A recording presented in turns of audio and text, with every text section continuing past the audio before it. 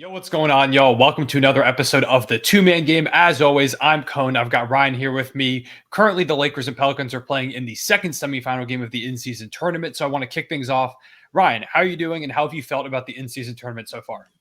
I'm doing pretty good, bro. I have a pretty big weekend ahead of me, so we're trying to knock out this podcast real quick before I do like the tour of the East Coast. I'm heading up through Virginia, meeting some friends in DC, and then seeing Travis Scott in Philadelphia on Sunday. And I'm so heartbroken that I have adult responsibilities, and I can't stay in Philly Monday night because they play the Wizards. It's the rematch. You know, the great Kyle Kuzma, Jordan Poole rematch. Embiid loves to drop 67 I know, points I per could game on the Wizards, too. I could get a guaranteed Embiid 50 bomb. And I have to go home, which really sucks, man. I'm gonna be waking up like 2 minutes from the Wells Fargo Center, and I can't go to the game. It like literally breaks my heart. So, but I did do some research. The Sixers play the Wizards in DC on a Friday in February.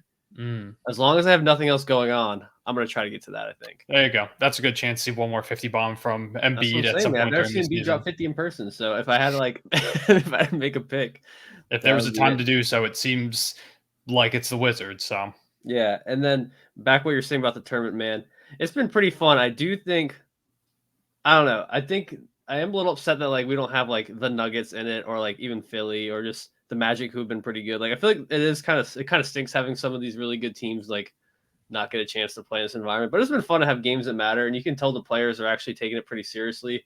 Tyrese Haliburton just posted a thing on Twitter. Like a scene from a movie. I'm like the worst movie person in the world, so everyone might know what the movie is, but I have no idea. But it's a bunch of kids at a table, and they just start chanting, "We're going to the chip! We're going to the chip!" So I think that's pretty cool that it seems that they're taking it seriously. And Tyrese Haliburton, not trying to call Cone a hater here, but I was so on the Tyrese Haliburton's a superstar hill, and Connor's like, "Nah, he's really, really good, but he's not superstar." Well, I mean, that's my case, bro. He's a superstar. It depends on what you think a superstar is. With the NBA, it's top weird. 10 like player.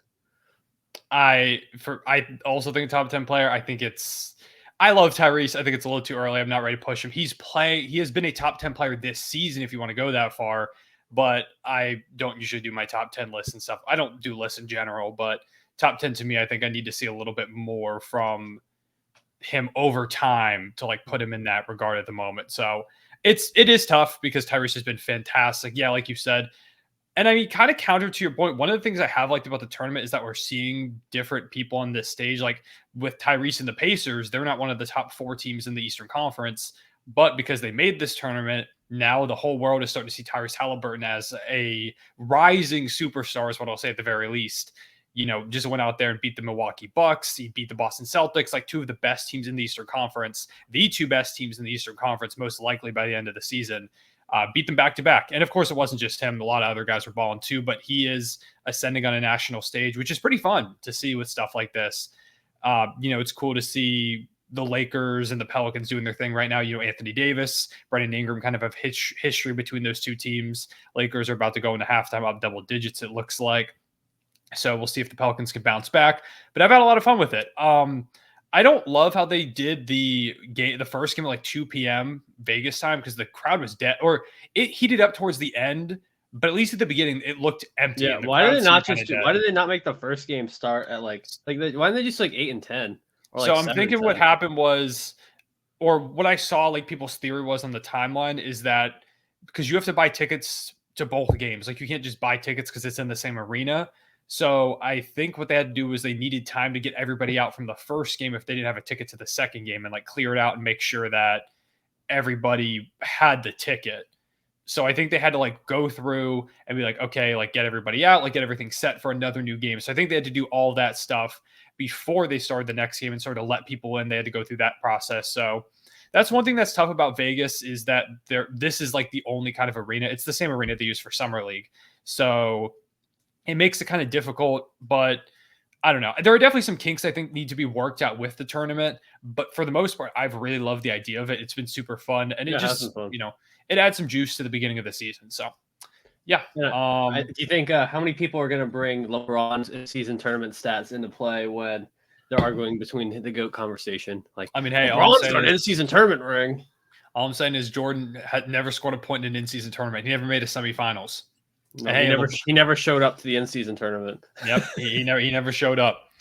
But yeah, I mean, think that's everything kind of for the in-season tournament right now. We'll definitely do a podcast episode next week where we can talk all about like who won it and stuff like that and give you kind of some updates.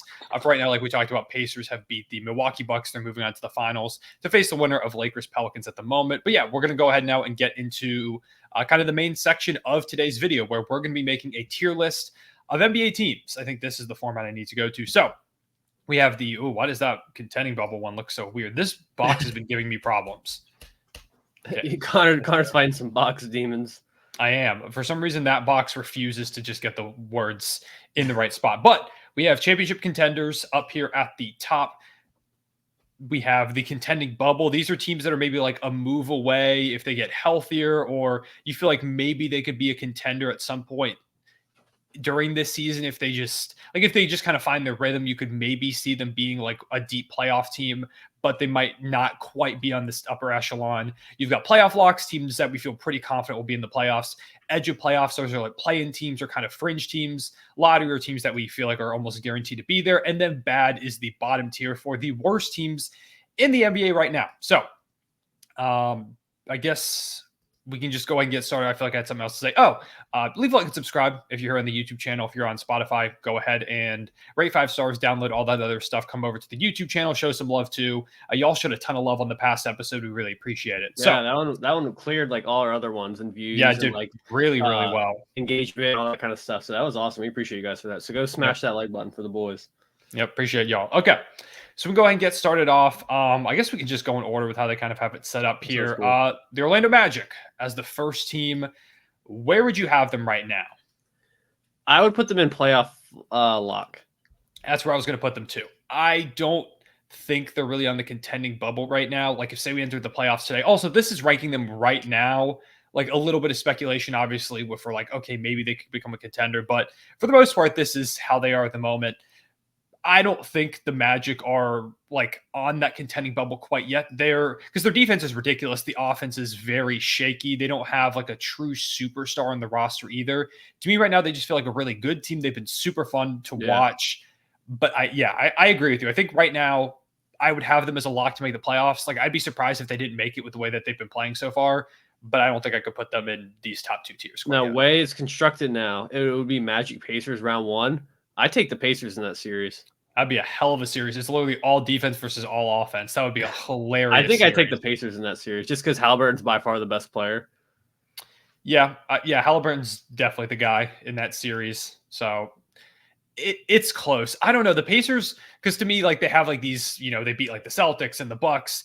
And I think they've got like the higher potential top end outcome. But I also think because the defense is so bad, there's worse lower end outcomes. They lost by 50 to the Celtics like just a couple weeks ago. I had one of my buddies at work. He's a big Celtics fan, and he's like, how the heck did we beat them by 50? And then they just owned us in the in-season tournament game. It's just crazy how the NBA can fluctuate depending on the day. Yeah. I mean, it also shows the impact of Tyrese not playing in that first game. Like you can see how much it changes for the Pacers when he's not out there playing. Ooh, that's a good little MVP look if you ask me. Now, what's kind of funny to me, now, just like with the in-season tournament and stuff, I feel like because a lot of stuff in the sports, especially the NBA, is like narrative driven. Mm-hmm. So like just think about it like right now, if you were doing like MVP bets, imagine like Tyrese Haliburton was probably not really even on people's radar, but I guarantee you on most lists he's gonna be top 10 after this just because of like how much he's been in the spotlight, and they're like, oh, he carried them to the in-season tournament finals. So I just think it's hilarious how like narratives can change, or people will be like, well, Tatum didn't show up and they got first round in the in-season tournament, so I don't know why he's top 5 in the MVP ladder.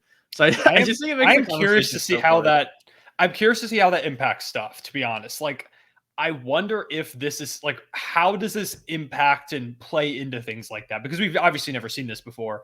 I wonder if, like if we get to the end of the season and like say the Pacers are like a top 3 seed or something like that, or they're trying to decide like, okay, do we put Tyrese on All-NBA first team or this guy or that guy? Yeah. And say the Pacers win it, like, do they take that into account? That is very interesting. I hadn't thought about that. Yeah. Or just like if the MVP race is close, like LeBron's playing his absolute butt off so far in the in-season tournament.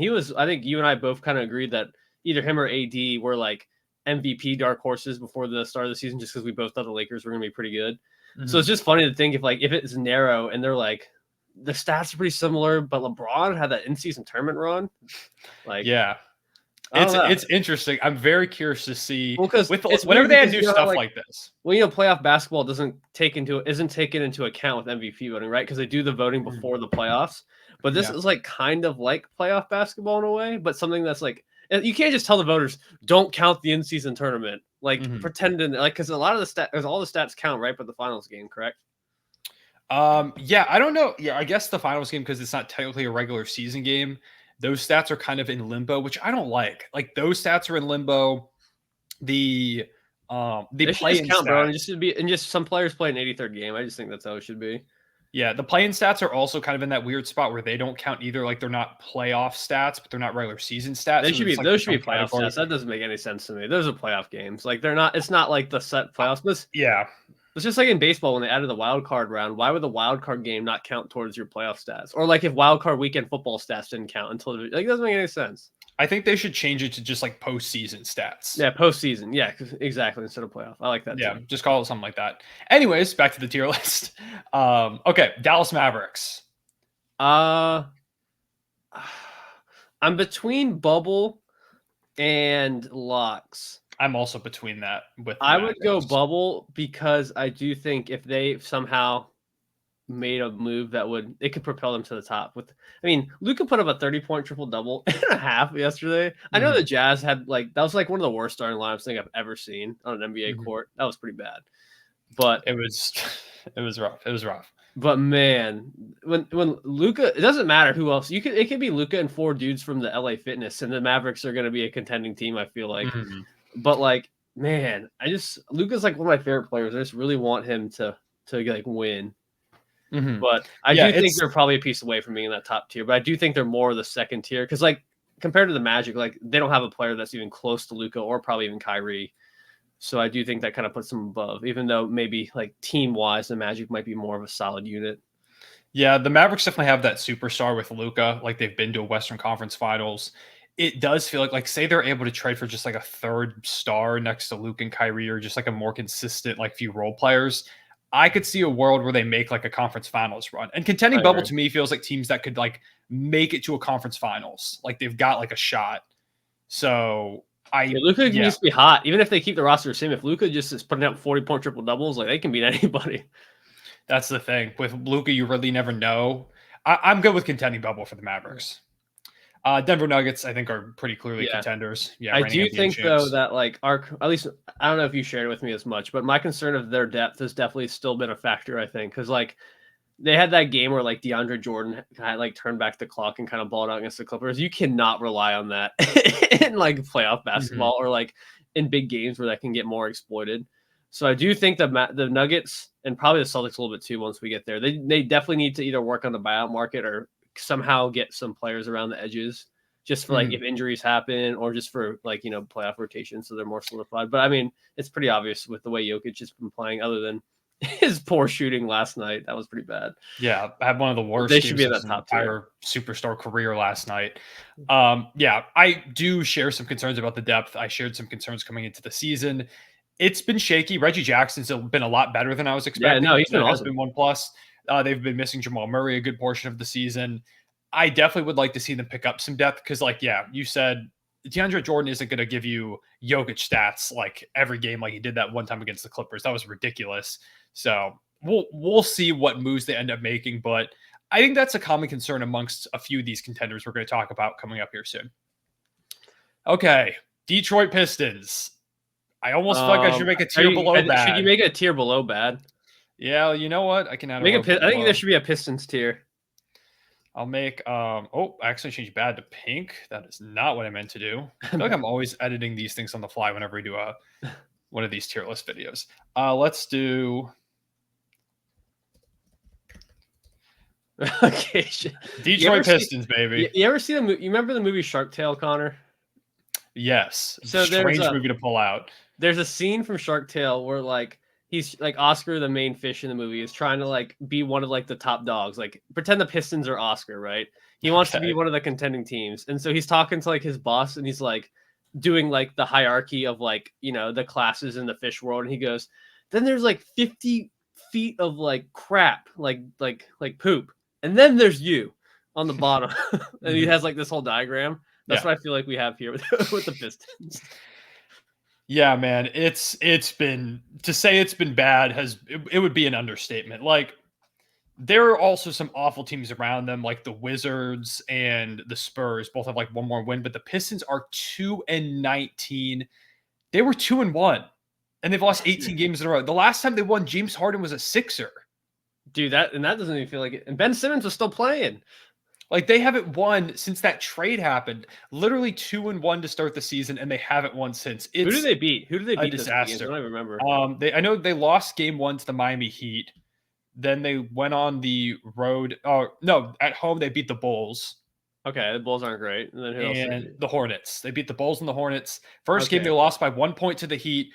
Beat the Hornets. Blew out the Bulls. Like, they won game 2 by 12 points against the Hornets. Game 3 against the Bulls by 16 with Levine dropping. I remember 50. People were kind of hyping up the Pistons because they're like they look good. They lost by 1 point. They played the Heat really well, and then they beat 2 teams that they should have beat.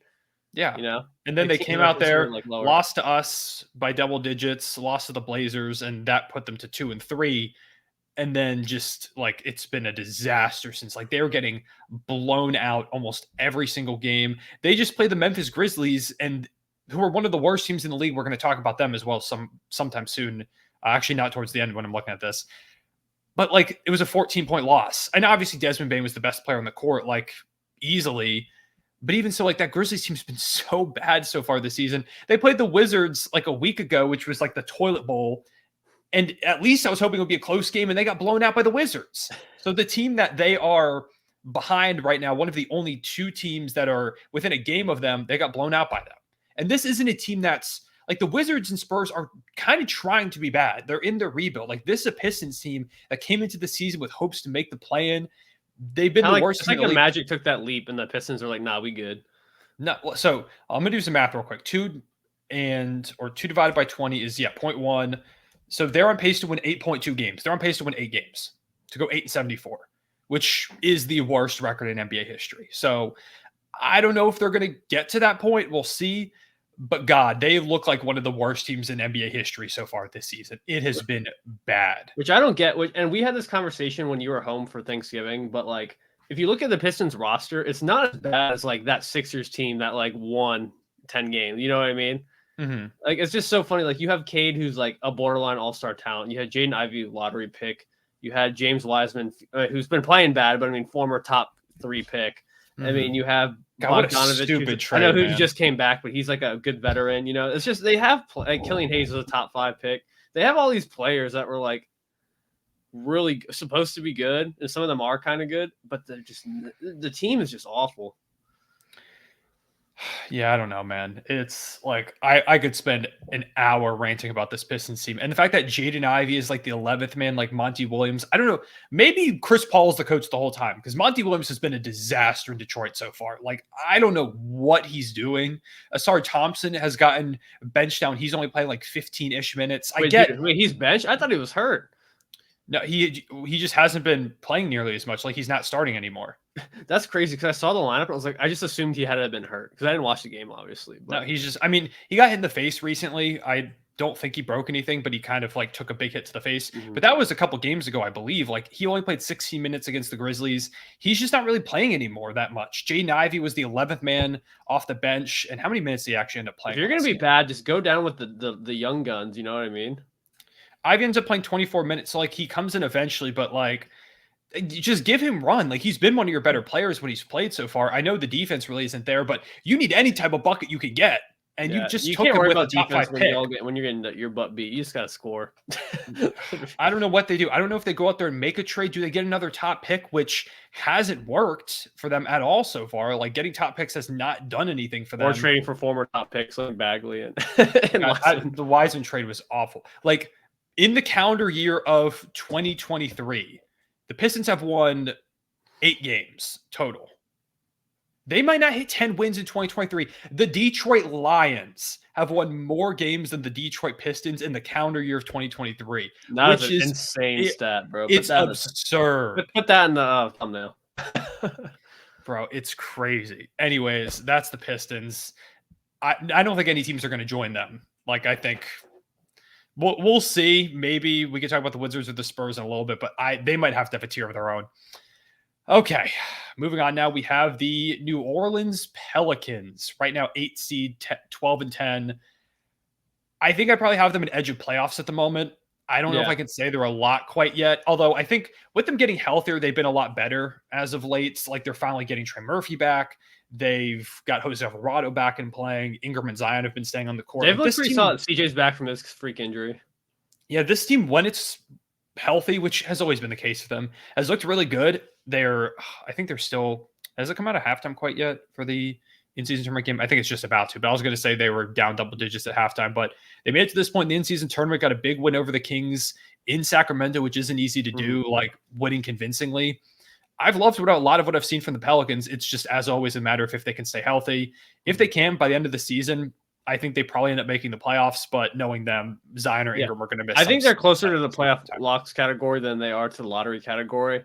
Oh, for sure, yeah. I do think just because the West is kind of stacked and that there's a chance for a lot of movement, and there's some teams below them like the Clippers and Warriors who have been kind of underachieving, that there is, some room for movement. But I do think with everyone being healthy and all the boys back, they're definitely more in that playoff locks tier. But just as of now, like as of recording on December, what's the date? It's December 7th.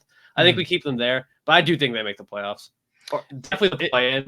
But yeah, at the very least, they'll be a playing team. It is kind of tough because, like, right now the Clippers are behind them and they've been playing well as of late. The Rockets are a little bit behind them. The Warriors, who have been up and down, but they still have, like, Steph Curry and all those guys. So we'll see where it ends up. But for right now, I think, this is the tier we put them in. Brooklyn Nets over in the Eastern Conference, 11 and 9 right now, 9 seed. I think they also go in the edge of playoffs category. Yeah, I'd say so. I do think the Pelicans are probably a better team, but just because the East has a couple more bottom dwellers, I feel like. Yeah, the Nets do kind of have that profile as a play-in team. Like the all role player team, all-star role player team. Yeah, that's the problem because like this, edge of playoffs is kind of like play-in-ish teams, and not all play-in teams are going to be equal in this tier list ranking because it's going to depend on what teams are around you in the standings, which conference you're in. And I do think the Pelicans, like you said, are kind of closer to this locks tier, it feels like, but I can't quite say they're a lock to fit this. I agree. The bill. So, okay, moving on now. We have the Atlanta Hawks. Right now, they are 9 and 11, 10 seed out there in the Eastern Conference. I think they got to be in the edge, bro. I think they're definitely edge of playoffs. Yeah, I would say so.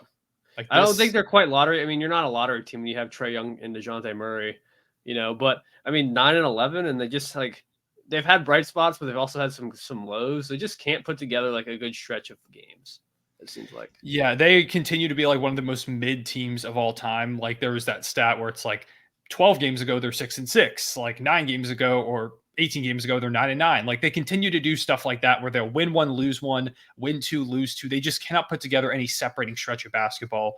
Trae Young has kind of found his rhythm again, which has been cool to watch. Like he's been really good. Jalen Johnson's still hurt. Their defense is non-existent. I don't know. I don't really know what they do from here. I didn't love the DeJounte Murray trade when it happened. I still don't really like it. Like, it's not his fault. I don't think he's bad. I just don't feel like DeJounte was the star they should have pushed some chips into the center for. And obviously, they still have room to make another star trade, like, for sure. But I don't know. I just didn't love the trade when it happened, and I'm liking it less. Also, part of me, the more that I look at this, I'm feeling like maybe the Pelicans should be up a tier. Maybe we should change this from playoff locks to, like, playoff probably or something like that. Yeah, I like that. Okay, because playoff probable. We'll do that because I feel like the Pelicans are definitely a step above the Hawks and the Nets. I agree 100%. So I'm cool with that. Okay, let's move on now to the Indiana Pacers. I would also put them in that playoff probable tier. Yeah, that's where I put them. Okay, I like this better. I feel like this is a better setup for this. And I do think it's funny because I remember before we were doing our preseason predictions, we both thought the Pacers were going to be like we weren't sure if the Magic or the Pistons were going to take that leap. Clearly, the Pistons didn't. But I think we were both on the same page that we thought the Pacers were going to be fighting for at least a play-in spot, if not one of the lower seeds in the playoffs. And then, like we were saying, man, if I'm a top team in the East, if the Pacers somehow mid out and end up like 6 or 7, I do not want to play them. Screw that. Yeah, they're an obnoxious matchup to play against in that first round. Like, you better hope the Pacers kind of find their way into the 4-5. Even if I'm like the Sixers or currently the 4 seed, I don't want to play them round 1 either. They're going to run up and down the court. They're going to make you like the Bucks. One of my favorite things about the Pacers is they will run fast breaks off made buckets every single time. Like the Bucks made a bucket and the Pacers ran down the court and got a bucket back in like literally 3 seconds. And when you Is have a it player bad? as good as Tyrese that can change everything, it's really hard to deal with those types of guys. Is it wrong to say that I think out of all like the teams that aren't one of the top teams, I feel like the Pacers match up really well against the Bucks. Yeah, it is interesting because I mean the Bucks issue is defense, and if there's anybody who's going to score a bunch of points on you, it's the Pacers. They run out in transition, like they move fast. Mhm. They did have that game, like they've beaten the Bucks. I think both times they played. I think they've only played twice. The first game was when Giannis had 50 without Dame, and that was a game where I was like, oh shoot, like this. It was very clear that they have problems defending that really physical four type of player, that archetype like Giannis is. But I mean, tonight, like they did a really good job against them. It was a close game, like really back and forth. But I do think the Pacers are a tougher matchup outside of those, top teams, like you're saying, which I just think is the case for any of those top teams in the East. I don't want to play the Pacers in the first round at all. Like, Nope. I don't think they'll beat the Boston Celtics, but even if the Celtics sweep them, it's going to be an obnoxious. Oh, you're gonna have to earn series. it, bro. It's not like you're gonna go. You're going to have to earn it against them. Exactly. So, yeah, which I'm super happy about because I was hopeful this Pacers team would take the jump. I bought a lot of stock into them before the season. I was telling people, hey, look out for the Pacers. And here they are. So, okay, Minnesota Timberwolves. Do you think they're a championship contender? I think they're a bubble team. I'm very close. I kind of want to go contenders. Part of me wants to go bubble just because we haven't. I don't know if I've seen enough. It's really close. I want to go bubble. We haven't seen success for them in the playoffs before, and they had a very similar roster last year and ended up floundering. I think they could somehow go on a bad streak. I don't think they will, but I think it's possible. And I don't know if I had to pick between, if I'm like Nuggets and Wolves, like I'm picking the Nuggets every time. But And I do think the Wolves are one of the worst matchups for the Nuggets, which I think helps them. Like just having that height, that physicality, which they gave the Nuggets a tough series last year without Naz Reid or Jaden McDaniels, and now Ant's better. Rudy Gobert has been great. I don't know. It's tough for me. I kind of want to put them in contenders. They feel like, to me, it feels like if this was what they were looking like in like 50 games, they're for sure contenders. oh, absolutely. It's just because it's only been early 20 games and we haven't had the track record. That's why. I'm back and forth. The one thing that does worry me is their offense. I think it's like 19th or 20th in the league. It's I really think if Edwards is off, I think it's their offense is screwed. You know what I mean? If Edwards has a bad game. Yeah, we'll keep them here for now. I kind of want to move them up, but we'll keep them there for now. The Knicks, I think probably playoff probable. Yeah, they're in the. I mean, they're in the same tier. They're like really solid, but probably not going to beat anyone outside the first round. Yeah, they could maybe pull off like they could probably make it to the second round again. I wouldn't be surprised if we saw something like that from the Knicks. Like Brunson's really good. Julius Randle has kind of figured it out after an awful start to the season. That's hilarious. I remember one of our earlier pods, we were just clowning Randle, and he's been so good since. Yeah, he's been really good since that moment. Play-in tournament Randle, I guess, or not play-in tournament, in-season tournament Randle is a guy. I guess he was crazy. I gotta tell them about your bet thing. My bet thing. So we were cooking up some parlays with some of our friends, and my buddy Nick and I both were really high on the Julius Randle 20 points, and Connor was like, betting on Julius Randle in a game that means something. I don't think that's a good idea. And then Randle, I was just trying to give him advice. And then Randle had like 20 points in the first quarter, and my friend Nick he cleared that like immediately. And Connor's like, he's like, IST Randle is that guy. He's like, I was wrong. Playoff Randle and IST Randle are not the same player, apparently. Yeah, clearly playoffs aren't the same as IST. Yeah, but it feels like the Knicks, like if they got like a superstar piece, like they could become championship contenders or on this bubble, but I think they kind of need that extra guy on this team. Mm-hmm. If they got like a Zach LaVine, it might push them to like the bubble or something like that. Yeah, I agree. Cleveland Cavaliers. Right now they are where they are at 12-9. I would say I feel like they're playoff probable. Yeah, part of me wants to bubble them, but their record hasn't been good. I think the talent on the roster's there. We just really haven't seen it this year. They have had a lot of injuries, so yeah, that's my thing. Is like they've dealt with some injuries. And, we'll talk about like with the Memphis Grizzlies, they've dealt with injuries and the whole John Morant thing, but that might be a little bit too much to overcome. The Cavs are getting kind of their guys back, and I think they're figuring it out over time. Yeah, and they crushed Orlando yesterday. And I would be surprised if the Cavs did not end up as a playoff team. Yeah, I think by the end of the season, they're more in that second tier, but I think for now they fit more with these other teams just by the way they've been playing. Yeah. Okay, the Miami Heat, kind of same thing. I think they're a playoff probable team. They always find a way to try and sneak themselves up into like that contending bubble, but I don't know if I could see them.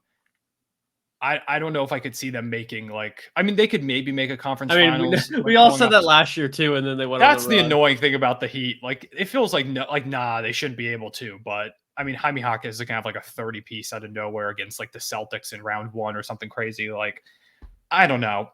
If we're just going off the Miami's track record, they probably could be like in this bubble. But if we're going off this season, I think they're this tier. So, all right, Washington Wizards. Do we put them in bad or relegation? Bad. Yeah, I think it's bad as well. The Pistons. They won the toilet bowl. The loser of the toilet bowl went to relegation. So we're just going to change that to Pistons. I don't think we're putting anybody else down there right now. Yeah, they literally won the battle between these two teams in a blowout. Kyle Kuzma is easily the best player between these two teams. I mean, even with how bad Jordan Poole's been, I would still probably, with the way he's been playing, probably take Poole over most of the players on the Pistons too. And then you have some other guys like Kispert's had highlights with some shooting. Denny Avdija has, had some moments. Tyus Jones is probably getting dealt. He's been pretty solid. I mean, even Gafford had a kind of a good game against Embiid last night. Like the Pistons or the Wizards at least have had flashes.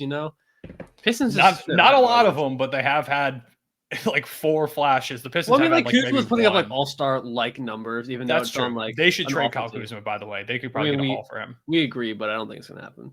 Yeah, I don't know. But yeah, it's like I think also putting the Pistons down here is a matter of principle to me. Can I say a crazy statement? I guess. All right. I would want to see Kuzma go to either the Wolves or the Magic out of the teams on our list so far. Magic are tough because that front court's kind of crowded, but I like him as a scorer for that team. I would like him for the Minnesota Timberwolves. I would like him as a scorer. The problem is with either of those teams, he'd probably have to come off the bench. He could play the 3 in Minnesota. But yeah, but I'm so sorry. I think I would rather have Jay McDaniels in that lineup out there as kind of a guy who doesn't really need the ball in his hands very much. I think I'd rather still have McDaniels. I will say, if you had Kuz off the bench as like a super powered 6-man, that's kind of sick. Like, I don't hate that. There are a couple teams coming up here. Like, I think the Lakers are not a bad fit at all for Kyle Kuzma, if I'm being honest. Yeah, like that's just gonna be hard to get him, but I agree. I kind of like that fit for him, which is hilarious if you would come back, but we'll see. Toronto Raptors. I think we have our first lottery team. Seed. I think they're a lottery team as well. They could make the play in, but I think it's most likely they end up in the lottery. Like, I would project the Nets or the Hawks, I think, finishing over the Raptors. I hope they just trade guys at some point soon, man. I'm so sick of this. They need to pull Wizards, bro. Blow it up. Please. Same thing with Chicago, who we'll get to later.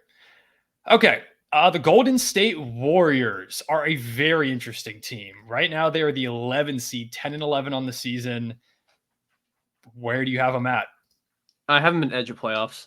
I also have them in edge of playoffs as well, which is kind of exactly where they are at the moment, which is crazy because coming into the season, I for sure would have had them in this playoff probable tier if we were doing that. They just haven't been very good.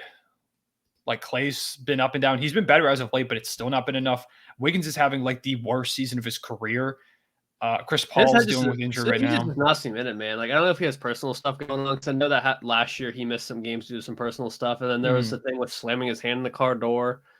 Yeah, which was crazy that came out of nowhere, just like a random, like that's yeah. Like, I don't want to come at Wiggins and say that he's just like washed now, because I know he's been dealing with some stuff off the court, and you don't know what's going on. But like, man, like when you have all this money to like Clay, who's been very mediocre, Wiggins has been horrendous, and Draymond is like, he's fine. But like when you have, that's like what, $80 million to like not that much production.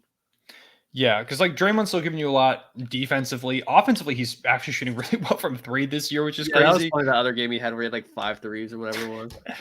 But it's just, you're not getting enough as a team with the Warriors right now. They don't have an identity, it feels like, which is weird to say for Golden State, who's always had one. I don't know, man. Like, Steph's still great too, but I feel like sometimes I don't love the rotations Steve Kerr uses. The young players. Like sometimes Steph is underutilized. I agree at times that it also feels like a little bit of them trying to figure out when to use Chris Paul, who again is dealing with injury right now, which is common for Chris Paul at this point in his career. I don't know, man. It just feels like right now, like the Warriors are playing poorly, the Wizards are playing poorly, and Jordan Poole has been great. So far, it feels like nobody's won that trade at the moment. It's just one that maybe we'll look back on and be like, what happened there? Almost like, I wonder if they're slightly regretting it, because I feel like they could use Poole's offense right now. Like obviously his offense hasn't been good with the Wizards, but his offense last year, if they had like his offensive production with the team last year, I'm taking last year Jordan Poole for that team 100% of the time. Just because, like you were saying, like Clay has been bad, Wiggins has been bad. Like they need the offense. I actually just got hold on. I just got a notification that about something with the Bucks. Apparently, Chris Haynes apparently is reporting that there's tension in the Bucks locker room. Bobby Portis challenged head coach Adrian Griffin to be better after in-season tournament loss. So we were saying the in-season tournament is causing rifts. Yep. Let's see. Dang, that's kind of a crazy report. So let's see. Griffin entered the locker room, began harping on the importance of winning the rebounding battle. Portis quickly interjected, stressed how essential it is for Griffin to structure the offense down the stretch of games. As one of the leaders of the team, Portis continued on voicing his concerns. Griffin welcomed the criticism and acknowledged he could do a better job being more aggressive with his play calling, sources say. The 9-year veteran explained that it's a two-way street. Direction is needed, and then it's up to the players to execute. Dang. Yeah, I don't know. I mean, it has been weird for the Bucks, and we're gonna get to them in a few teams. It's a team that's like towards the top of the East, and like they're in a really good spot, but it hasn't been pretty, and it's felt like they could be a lot better. So, interesting. Why don't we do the Bucks while we're on it? Let's do them. Sure, let's do the Milwaukee Bucks. I think. Do you have them as championship contenders or contending bubble? I think bubble for now. I think I might be on that just because, like, where is their defense ranked at this point? They're going to say, where's their defense? Well, where is it? That's true. Their defense is 22nd in the league. Which is Dame has been a lot better, though. I know we went on the Dame hate train a couple episodes ago, but he has been much better, offensively at least. It feels weird not putting the Bucks in that top tier as a championship contender. It feels weird. Personally, I think there's only one other team I'm going to put in that top tier for now. The defense worries me a lot. There's a couple more teams I think I would put in that top tier if I'm looking at this. Really? We'll see when we get there. I don't know. We'll talk about it. Don't go too much into it. Like even last season with the Nuggets not having a good defense and then going in and winning the championship, their defense was 15th on the season. Like, you gotta at least have a league average defense, I feel like. I don't know if a team has ever had the good thing for the Bucks is that their defense is good down the stretch of games, and they're a great fourth quarter team. They just always seem to find a way to put. Also, the Lakers are up 30, by the way. Dang. Yeah, LeBron's got 30 points, 5 rebounds, and 8 assists with 5 minutes to go in the third quarter. Well, I didn't bet on that game, man. That game's so we're gonna get Lakers pace. That's gonna be a fun game, bro. It's gonna be very fun. Haliburton's gonna put up 40. This is gonna be a really good one. That's gonna be a no defense game. That's gonna be all offense. When's the championship game? It is Saturday night. Dang, I'm not gonna be able to watch. Saturday night, like 8 p.m. You can put it on your phone, wherever you're at. Tell them to switch that thing on. Dang, man. I'm gonna be at a Christmas party. I'm gonna be, you know, the meme of the guy sitting in the corner at the party where it's like they don't know I'm blah blah blah. And I'm like, they don't know I'm watching the IST championship game. That's how I was. That's how I was at the other day. I was at the Christmas party, Steve's. We were over at Steve's Christmas party, and like we're hanging out and stuff like that. And that was the night the Thunder were playing the Mavericks, and they gave up the 30-0 run. And I was like, I just had the game on. Like I would check it every now and again, and like look at the score on my phone and stuff like that. And they slowly started to come back. We were up by like 24 points. I'm like, like this game's over. And then I got slowly dragged out of the party. Like my mental just went to the game because I was like, what is going on? And then everyone starts texting me and tweeting at me like, bro, what is your team doing? And then I got very distracted is basically what I'll say with the end of that game. I was like, we are going to lose this one, really? So you'll be in the same spot as I was. I just wanted to. You know, thank God. I could not have dealt with 30-0 run memes over however long those went. There are too many tragic moments for the Thunder for me to count. I can't do that anymore. But yeah, it's tough right now for the Milwaukee Bucks. I think, but I feel like we can leave them here for now. We can move on. Utah Jazz lottery, bad. I guess, or bad. Bad. Yeah, I guess bad. They've been bad so far. Even with Laurie playing, they've been pretty bad. And if Laurie's not playing, they're in Pistons tier, bro. If Laurie's not playing. That lineup they put out yesterday was horrible. That was so bad. Very bad. Yeah. Let me look up that starting lineup real quick. When Luka has a 30-point triple double at halftime, bro, it's rap. That should be like a mercy rule. If someone on the other team has a 30-point triple double at halftime, mercy. Yeah, they lost by 50 points. Starting lineup of Ochai Agbaji, Keontae George, Omer Yurtseven, John Collins, and Simone Fontecchio. That is so bad. Not a great starting lineup. Taylor Hendricks got minutes, which is cool. I'm glad they finally give him minutes. I wish they would do that. I wish they would do that more often. Yeah, it's not been a great season for the Jazz. I guess you were more right on them than I was. I was a bigger believer that they would have some type of success. Has not been the case for them so far this season. I didn't think they were going to make the playoffs or anything, but they have been worse than I was thinking. So shout out to you. I guess you win that one. Whatever. Rockets. Edge of playoffs? I would go edge. Yeah, I think they're in that tier. Defense has been great. Offense is inconsistent. Alperen Şengün's been fantastic. He's been really good this season. Baby Jokic is finally leveling up. Yeah, he's reaching Charmander tier or Charmeleon tier. Yeah, Charmeleon tier. Thank you. I completely blanked on Charmeleon's name for a moment. Yeah, he's leveled up.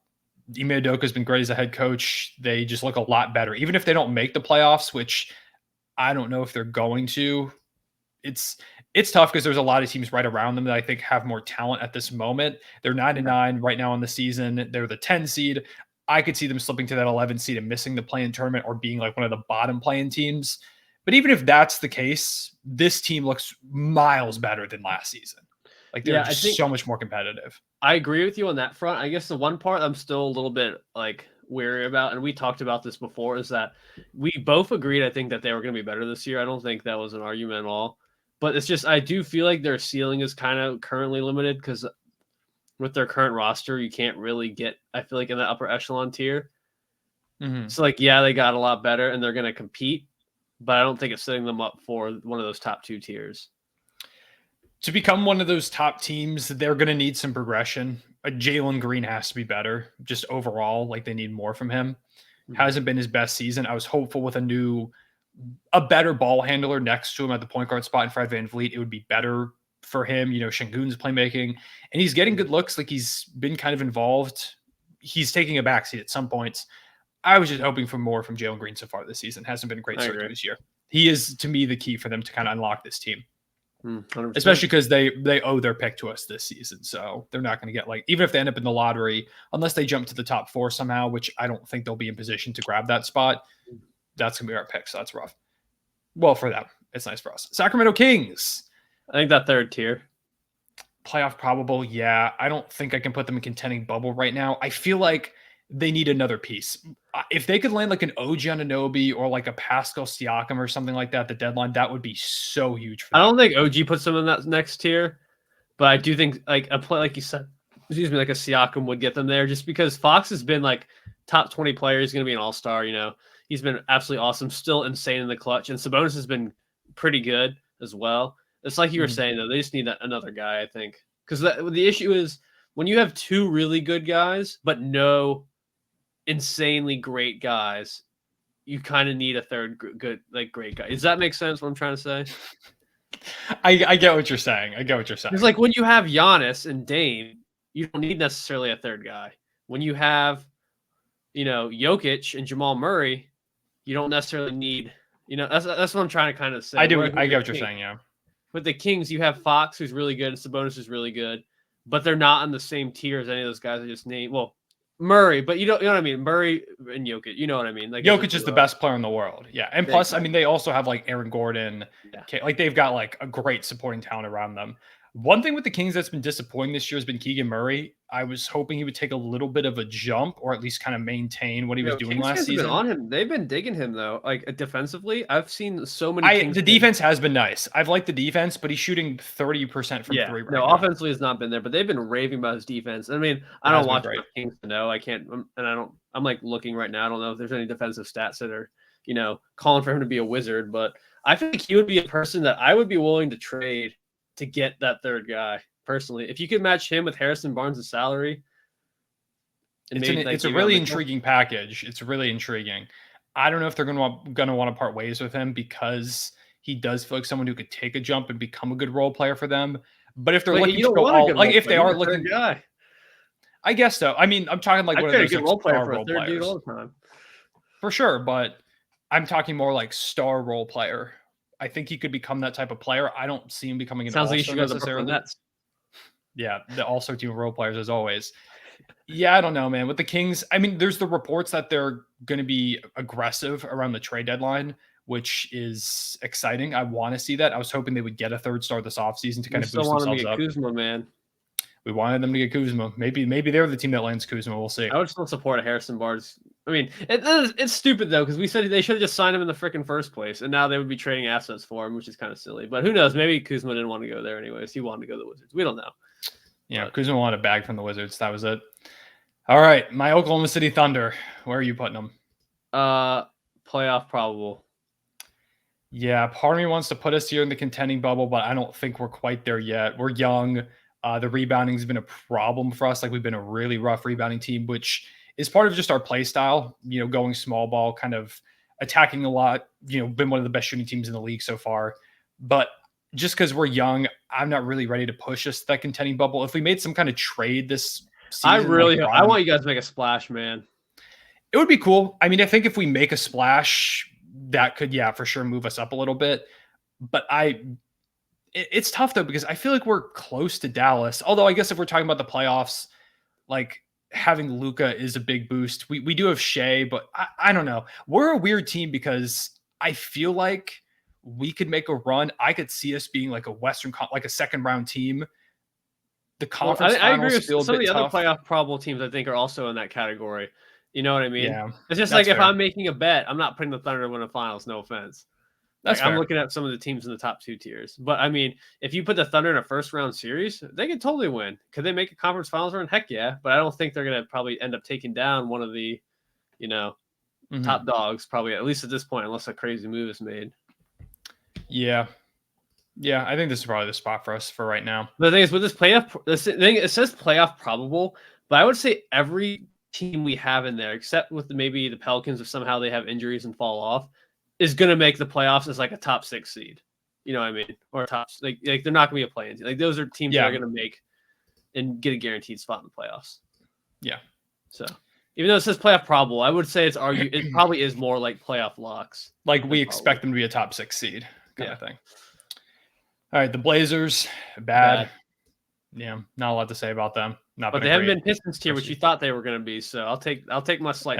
That's true. They haven't been the worst team in the league, but they've been the Jazz and the Blazers are battling it out down there, though. The two teams we're each pulling for. We were arguing about where to put them versus 13 and 14, and now they're dueling it out for us. Yeah, they said, "All right, we got you." All right, we have the Los Angeles Clippers. It might be a hot take because they kind of stink right now, but I would put them in the playoff probable tier probably. I think I'd put them there too. There's too much talent for them not to make the playoffs. I think they're going to make it. They've been hot recently. They've won 7 of their last 10 games. It feels like they're starting to figure it out a little bit. I think Mason Plumlee coming back too will be big for them. I mean, they just held Jokic to like 9 of 32 shooting or something like that. Like Daniel Tice kind of owned him. I'm not going to lie. The Clippers are a really weird team. There are some games in this hard era where they've looked amazing, like they could be like contenders or contending bubble type team. And there's sometimes where they look awful, like they just look terrible. I think they've got too much talent to not end up in the playoffs. So I'm good with them putting them here. Mm-hmm. All right. Next we have the Charlotte Hornets. Are they bad or lottery? I think we can go lottery. I think they're a little bit better. I think because that's the thing with the Wizards, Jazz, and Blazers. Like those are all teams that like unless they're playing each other, they're probably not going to win any games. The Hornets can still got to win, especially with LaMelo. With LaMelo being hurt right now, they're more bad. But when LaMelo was playing, like they were sneaking out some wins here and there. So I'm cool to put them here in this lottery spot. Okay. Okay. The Lakers. I think they're a bubble. Bubble. They're about to be in the IST finals, bro. They're definitely bubble. You mean contending bubble? I don't think I'm ready to put them in IST finals. I don't think I'm ready to put them in contending bubble. I think they're a playoff probable right now for me. Here's my thing with this. I just think because it's like you were saying in the playoffs. If we have a playoff series, I think they're more contending bubble team. That's kind of why I had Minnesota more of in the bubble tier than the contenders team. Because if we're looking at standings and how they played, Minnesota should high and clearly be in that top tier. But I'm just kind of going off if they make the playoffs, how are they going to fare? I personally think they're more in that upper echelon. I'd take them over the Kings, or no offense, probably you guys at this point. So, or the Pelicans. I don't know. All I'm saying is we blew them out. That's all I'm saying. It is tough when you've got a guy like LeBron on the roster and Anthony Davis and stuff like that. The Lakers are a weird one to me because I was really high on them coming into the season. They're about to be 14-9, which it'll put them above the Mavericks, so they'll be the 4 seed in the Western Conference at the moment. They have been kind of injured. I don't know. It's just when they made that last year, I picked them as a sneaky Western Conference, champion last year, just because I knew once they got to the playoffs. That's the thing with that team. It doesn't matter who they play. They could be up against the Nuggets round 1, and there's a chance they're going to win. You know what I mean? Because you have LeBron, Anthony Davis. I just feel like they could take, no matter who their opponent is in round 1 and round 2, etc. They can win, just because they have LeBron and AD. We can leave them here for now. Okay. We might come back to that. Spurs, bad. Yeah. Pretty bad, man. I think we both thought we knew they were gonna be bad, but I think we thought they were gonna be a little bit better. Yeah, I thought maybe they could get a 13 seed or something like that, which I guess theoretically they could. They're not that far behind. Actually, no, they're not going to catch any of those teams. They could maybe get a 14 seed, but it's seeming like they might add another number 1 overall pick next to Wemby, which is good. They should do that. So it's all right. Just not a lot of help for Wemby at this moment. The Memphis Grizzlies. I would actually put them in the lottery, I think. I'm going to put them in the lottery right now, too.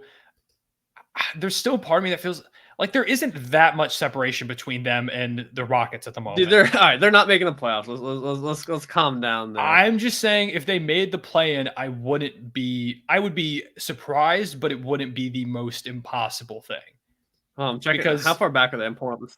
They're only 4 games back. It's not that crazy. With Ja Morant coming back within the neck, they've got 5 more games without Ja. And then Ja's going to come back. That's crazy, man. It's already been enough games.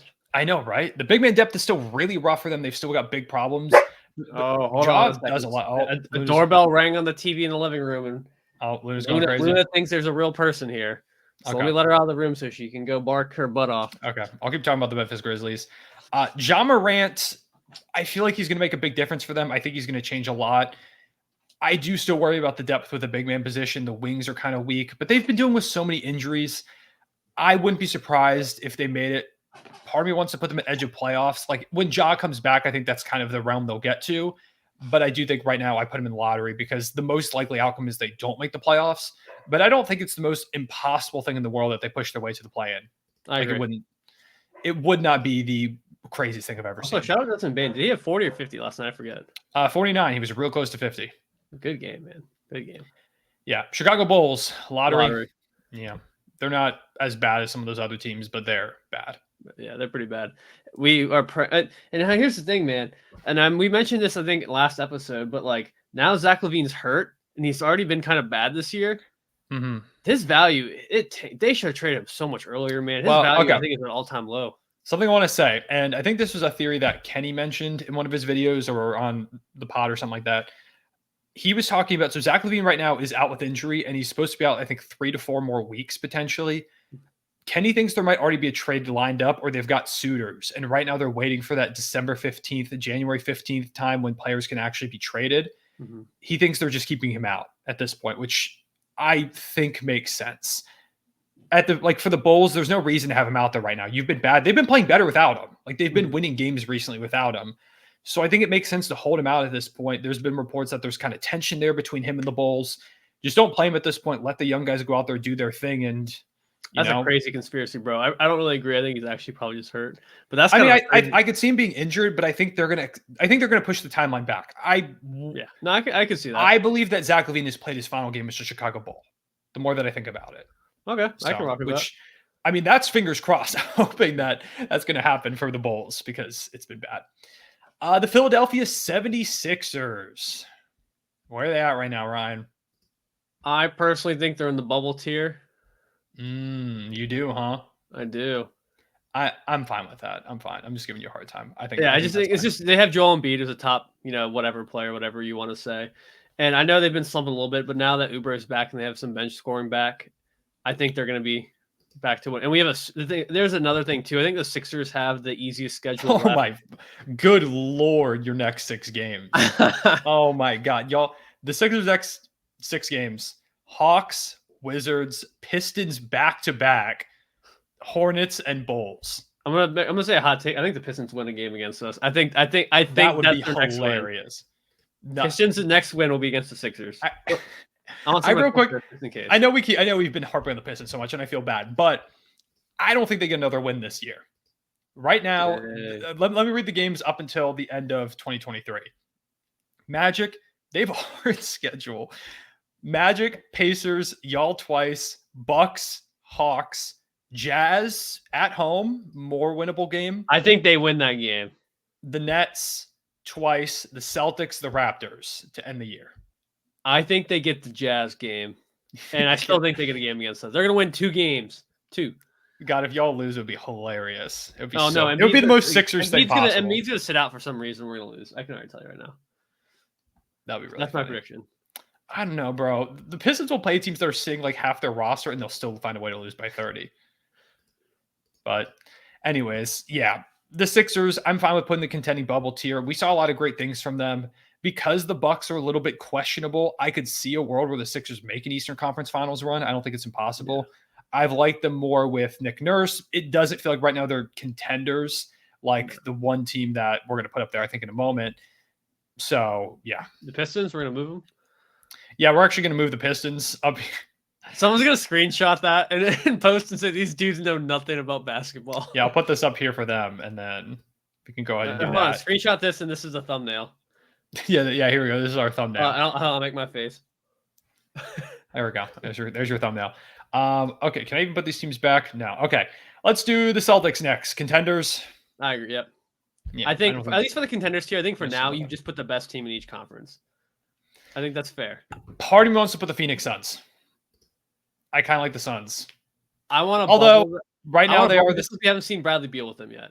That's fair. That was what I was just about to say, is that because there's no Bradley Beal, like all these teams feel like there's a shot, but right now these are like the favorite. I mean, I could even just change this to favorites if we want to do that. Yeah, I like that better. Favorites. Like, I guess if we had to pick right now, the Celtics and Nuggets feel like the best teams in each conference. Yeah. But yeah, I mean, I think this is our tier list. Is there anything else I want to go back to? How many teams are in the playoff probable? I want to check.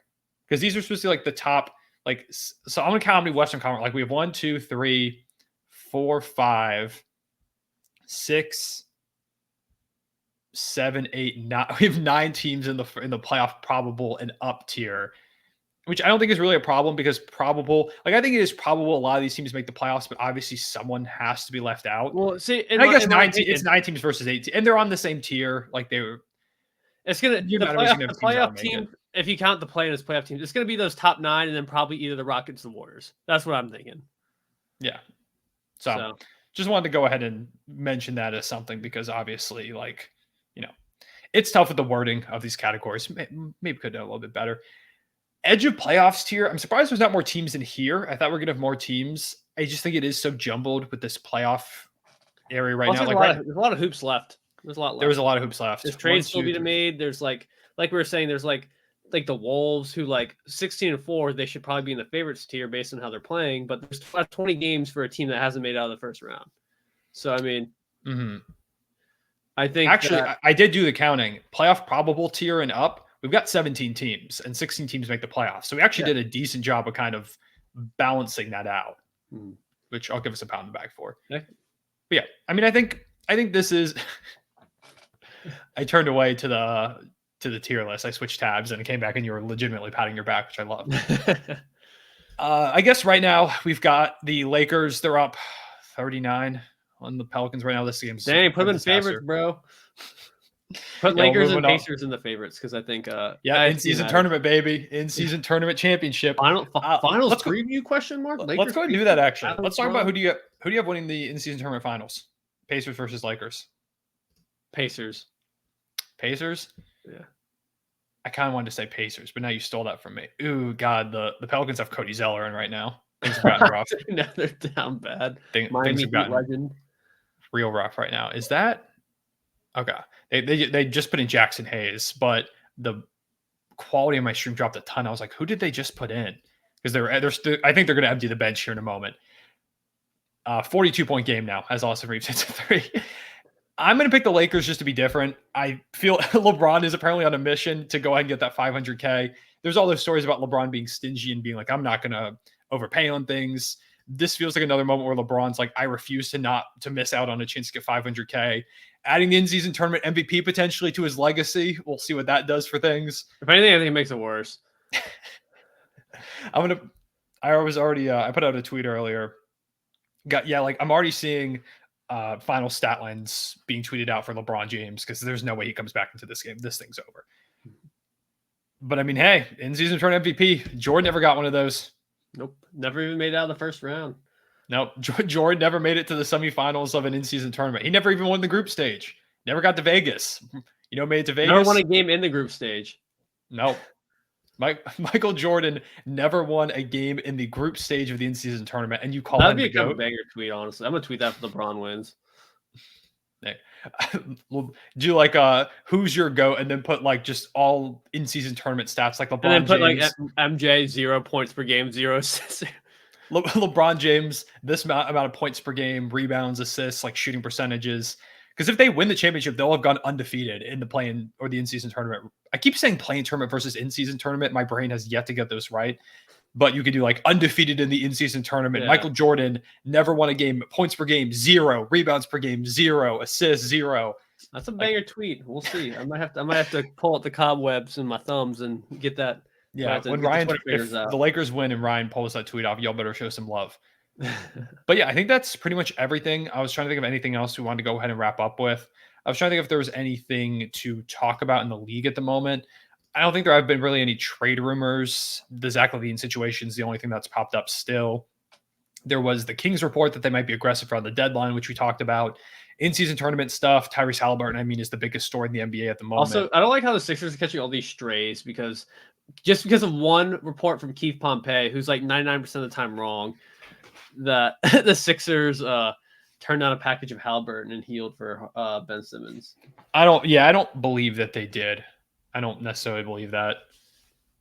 But if y'all did that, that's a huge L. Yeah. I don't like the Sixers got way too many strays today. So I didn't even notice that y'all were catching strays on there. No, literally my whole timeline. Oh. Yeah. Makes sense that it's your timeline. I thought I fought a lot of Philly fans. I guess it just hasn't popped up for me. But yeah, with all that being said, I think that's what we've got for y'all for today's episode. We appreciate y'all watching as always. Let us know. I'll show you the tier list one more time. This is what it looks like. Go and give us your takes. Which team should move up? Which team should move down? Where do you think each team is going to land? Who are your championship favorites at the moment? And yeah, you got anything else you want to go ahead and wrap up with real quick? No, just keep up the love and support. We appreciate it. It definitely helps us get, because, Connor's not as Hollywood on our podcast as he is, on the YouTube channel where, he's breaking records out here. Whatever. But we do love the support on this second channel, if you want to call it that. And it means a lot to us and we want to keep pumping it out. So keep showing the love. We appreciate it. Yeah, we appreciate y'all. One thing I did want to note that's very funny is someone 2 weeks ago went back to our first month All-Stars video. And I think because at the beginning of that podcast, you might remember it, some of the listeners might. Also, by the way, I checked our Spotify Wrapped kind of thing, and a few of y'all had us as your number one podcast. Someone commented on my video. I can't remember if I said this last episode or not, but someone commented on my video and was y'all were my number one podcast on Spotify Wrapped. Really appreciate y'all. Love the podcast and stuff like that, which is super cool. We really, really appreciate y'all for that. But someone commented on the first month All-Star thing, and if you remember at the beginning of that episode, you were like, welcome to the D'Anthony Melton funeral because he just got his ankles broke. And someone just comments on that D'Anthony Melton funeral with 6 question marks. I think they're like, what the hell are they talking about? Because it had been so long since that podcast episode came watching this and they're looking up what happened to D'Anthony Melton. They're like, oh my God, D'Anthony Melton died? They're like, what did I miss? So wakes up from a coma, that's the first thing they see. Yeah, they're like, let me check out the NBA YouTube landscape right now. I gotta go watch the 2-man game. D'Anthony Melton, what happened to him? What happened to D'Anthony Melton? But yeah, anyways, we appreciate y'all as always. If you made it to this point, comment down below. Hydrate, because I'm gonna drink some water real quick. Dang. And comment, get well soon, D'Anthony Melton. You continue the trend of confusing people about D'Anthony Melton. Comment either, if you're Team Ryan, comment get well soon, D'Anthony Melton. If you're Team Connor, comment hydrate down below. Choose your teams. This is a binding decision. Oh, hydrate. Oh, okay. Yeah, this is a binding decision, by the way. You cannot change teams afterwards. So make your choice very carefully. But as always, we appreciate y'all. I hope y'all having a happy holiday season. Take care. Be safe out there. Peace.